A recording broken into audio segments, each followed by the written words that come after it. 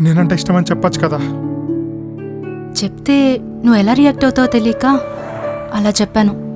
చెప్తేనే కదా తెలిసేది. ఇప్పుడు కూడా చెప్పలేదు, అయినా తెలుసుకున్నావు కదా. ఇది చూడ్డంతో తెలిసింది. నువ్వు దాన్ని చూసి కూడా రిప్లై ఇవ్వలేదనుకున్నాను. అంటే నువ్వు ఇప్పటివరకు దాన్ని చూడలేదా? చూడలేదు. నువ్వు ఎప్పటికీ దాన్ని చూడకపోతే నేను వేరే పెళ్లి చేసుకునేదాన్ని. నేనంటే ఇష్టం లేదనుకునేదాన్ని. ఇష్టం లేనప్పుడు ఫోర్స్ చేయడం కూడా కరెక్ట్ కాదు కదా. ఇష్టం లేనప్పుడు ఇబ్బంది పెట్టకూడదు. అదే ఇష్టం ఉంటే ఎలాంటి సిచ్యువేషన్లో అయినా వదిలిపెట్టకూడదు. అయితే నేనేమన్నా నన్ను వదిలిపెట్టకు. హా? సరే, కారెక్కు. అంటే ఎక్కడికి బావా? ఊరికెళ్దాం రా. ఏం చూస్తున్నావు? పదా.